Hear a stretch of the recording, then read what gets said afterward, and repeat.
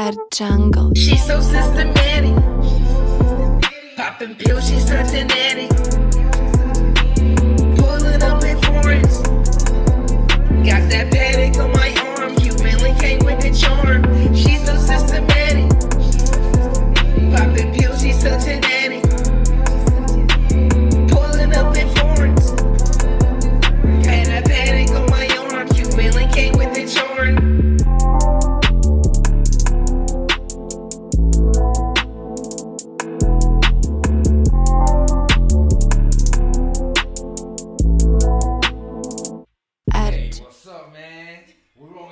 Sour Milk Podcast, and back again, the one and only Stick Up Queen of Orlando. Y'all already know she's in the house. For the second interview, you know we had to bring her back, man. We had some topics we wasn't able to discuss last time, but hey, we gonna go over everything. How you been, Queen? I'm been good. What's been going good? on with you? Nothing much, man. I'm chilling, man. So, how everything been? What you been up to? Nothing. Just working and maintaining. Doing a lot of, underlying things. Staying a regular citizen. Regular citizen. All right. So, what we're gonna do is we're gonna dive into more personal things right now. Relationships. Your jail. We know you was a criminal, a changed woman now. Change. You know what I'm saying? So just a few stories. We want to get to know you. You know what I'm saying? What you got going on? Okay. I'm with Now, question for you now. You said that you had a hectic or a long length criminal history, right? Right. Now, within that criminal history, how many times would you say that you have actually just been caught? Being caught? Maybe twice. I've been caught.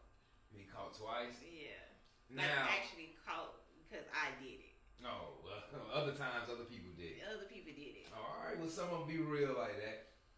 But have you ever, have you ever gotten away with any situations like where you know what I'm saying, when you had to run from the police, where you had to hide, where you had to get away? Have you ever gotten away with anything? Almost got caught, should I say? Have you ever almost got caught? Yeah. So I was on probation and living in the house, we're supposed to be getting ready for work and everything. They always come early. And I don't know, I'm just a out the box type thinker. And they knocking on the door. You know what days they come in, Tuesdays and Thursdays, early morning. They knocking on the door, and it's me, my sister, and the kids in the house. And I'm kind of like, I ain't going to jail today. Like, they gonna have to work for me. So she's like, oh my God, they at the door. She freaking out. I'm like, girl, I gotta hide. But they at the front door, they at the back door. And I'm like, you can't get out the window. So I'm like, fuck. So what, you went to the attic? No, I was like, forget it. I was like, let's open the oven, take the trays out. I'm gonna get in the oven. And she was like, what? The oven. The oven. She was like, you gonna actually get out? I'm like, yeah, take the trays out and stick them on the side. And she stuck them on the side, and I got in the oven and she closed it. Now, I don't know why they ain't looking there. They looked everywhere else. Now, did they search the kitchen, though? They searched the kitchen. They looked in the pantry. They looked underneath the sink, because that's like the biggest cabinet. Yeah, but they never did. Why you just sitting I'm in the oven, balled up, like, oh my God. When they walk around, like, oh, he finna open it. Oh, no. I was like, oh God, he ain't open it. And she was amazed. It was like, it's some dumb cops. Like, why you ain't looking the oven? I don't know that. I just out of curiosity, I would have looked. But damn, everywhere but the oven. Everywhere but the oven. They told the house up looking for me, but it's like, she ain't here. They ain't never looked in the oven. Dang, that is crazy. That is crazy. Now, you got away that time. Now, do you remember, out of your long arrest history, do you remember the first time where you actually got arrested? Yeah, I remember. It was me and some girls, and we went to the store, and they be stealing and stuff. So I'm like, y'all gonna get caught. Like, So we went to this one in Kmart was here in Florida, like real big. We was in Kmart and they had a secret shopper. So the secret shopper was like following us around. I'm like, nah, not today. Y'all gonna get caught. Y'all gonna get caught. So then we went across the street to Walmart. We like, yeah, nobody gonna be paying attention in Walmart. Man, them girls was loading their bags up, loading them up. Me, I'm just stupid. I got a baby suit. I'm like, nah, this ain't for me right here. There's too many people. It's this, that. So as soon as we bust the door, they like, hey, stop. Let me check your bags. So they checked everybody. And I had the baby suit on underneath my clothes. So they didn't even catch me with nothing but because I was with them. You know what I'm saying? So I actually got to keep my baby suit. Because I had it on under my clothes. And they got in trouble too, but I actually got to keep what I had stole because they patted me down and they couldn't find it. So, yeah, so I got caught and I went to juvie. So you got to keep the baby suit. At least you got to keep it. Yeah, and I was like, y'all got caught. Y'all got me in trouble. Because they was older than me, so I had to go to juvie. And my mama had left me enough. How long you stayed in juvie? Nah, that was like my first time, like really getting in trouble. So she just left me for a few hours, like that. That was it. How was your experience? And did you go any more times after that? Yeah, I went a couple of more times after that. But once I turned like 18, they start, they try to give you a tour to jail and trying to scare tactic you and all this kind of stuff. But it wasn't working. It worked. Motivated. Yeah, I was like, well, I see my homegirl. Now, with that time kind of being like it's somebody else that led you, have you ever been in jail for someone else? Yes. My last time, I went because I was in the wrong place, wrong time with somebody else. So, I ended up going to jail because of them. I didn't tell on them because it wasn't, that's just not in me. I'm not finna tell. I gotta come back to the streets, so I'm gonna be real with it. I'm gonna sit down and I'm gonna do what I gotta do. But, yeah, I done been in jail twice for other people. Can you talk about those situations or those cases?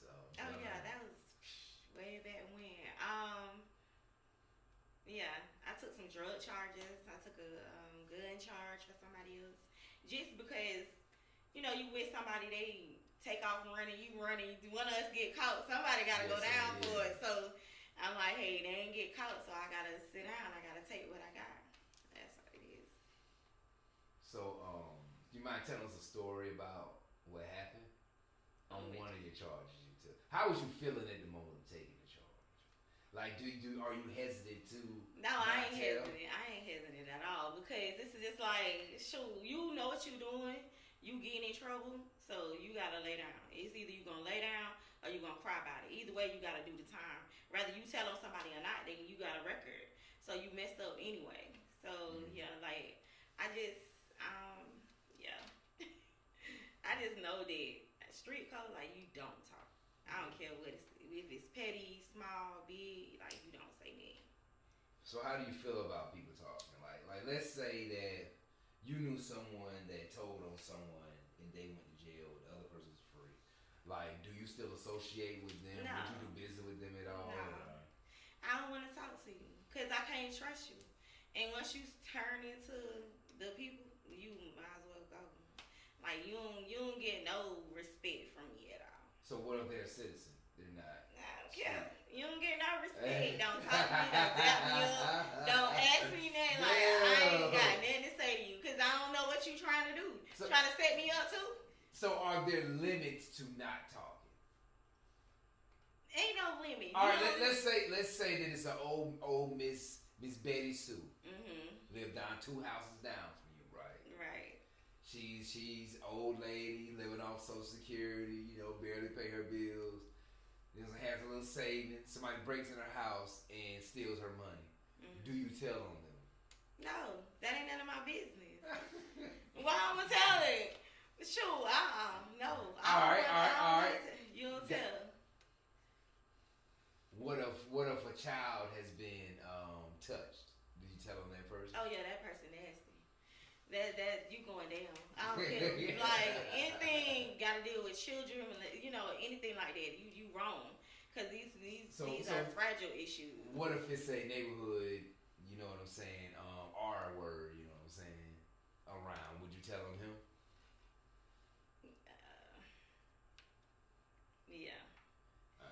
Because you're not doing it to survive. You're actually causing harm to somebody. So causing harm to somebody is in that way is not okay with me. So if somebody killed a relative of yours, you knew who they were, you wouldn't tell them? No, I ain't gonna tell them. Oh, you real? No, cause I gotta come back. I'm gonna find you. Especially if I know you did it. Yeah, I ain't telling. They need to do their job. I will do mine. Boy, yeah, I see it in you. Like, I'm not finna tell you, oh yeah, you real. You walk around here like you're safe. Yeah. They better do their job before I do. That's how. You like, it's limits to things that you can do as far as like being street and this being a bad individual. Like, it's a big line in between that. So anything that's causing harm physically to somebody, like molestation or rape or anything like that, that's something that you shouldn't even be around. I want you to get locked up because I want the people that's locked up with you to treat you how you've been treating, women or children or whatever like that. So. All right. Now, while you were locked up, have you ever gotten into a fight? Yes, I got in. Well, it even started back in high school. Like, girls used to, write hall passes and come get me out of class and jump me. Like, I just never knew why nobody ain't really like me. Well, girls ain't like me. And, like, you got your bunk, you on your bunk, somebody above you, you all in there like summer camp. And it's just like, I look young, I look fragile, so I guess they felt like, they gonna take my snacks and they gonna just bully me. So that's that's real. Yeah. Taking snacks. I mean, it's not like everybody do it, but if they see you and they feel like they can run over you and they ain't got nothing to lose, they ain't got nothing but time. Shoot. And if you finna go home before them, they'll try to stop you from going home. Damn. So, like, if you getting close to your time, you need to just kind of stay to yourself. Don't, because they'll try to get you riled up just to get you another charge and stuff like that. So that's kind of how that happened. A couple of females felt like I was, sweet, innocent, and it's about my time to go home. So it's like, oh, I'm finna play with her charge. Like, I'm finna play with her. I'm finna get another. Yeah. So they taking your stuff out your little chest and I'm like, man, who got my stuff? Where my, I'm asking, and the girl's like, oh, they got it. I'm like, well, give me my stuff. I'm trying to be nice. I'm like, yeah, she told me you went in my locker. One of them hit me.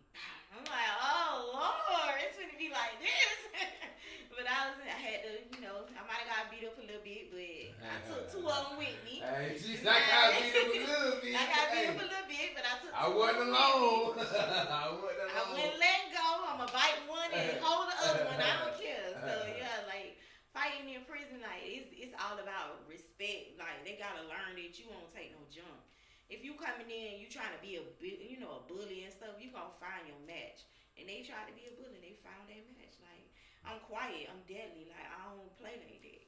Don't be, I gotta go home. I wanna go home. I don't wanna be around these girls. I wanna go home. So yeah, they just kind of like, oh yeah, you think you all that? Like how I think I'm all that? And we all doing time, like for real. Same place. So yeah, that kind of happened like that. That's crazy, man. Now, what I want to dig into is personal life. I want to dig into your relationships. Okay. Now, how many serious relationships would you say that you have in your whole life? 3.5. Hold on. So how do you have half of a serious relationship? Because I don't know if it was really serious or it was just me dating them. Like, so I don't know how. You know how you think you're in a relationship with somebody, you might just be dating yourself. So I think I was dating myself on that little half one. Yeah, I got you. So out of the 3 that you were with, which one was the longest? My first relationship I got into when I was 14, and it took me till I was like probably about. It took 20 years. Oh, 20 years. Yeah, off and on, back and forth. Like So is that your baby father? Yeah, two of my children. Yeah. Alright. And how would you say how did you guys meet? Let me start there. You know, on the phone, my homegirl dating his homeboy. Oh, put him on the phone, put her on the phone. Now we finna meet up. So we meet up and he like, you not my type. I'm like, dang, like you black, you skinny. He just going in on me. And I'm like, dang, okay, whatever. So we ended up being friends, but yeah, this black, skinny, ugly, whatever.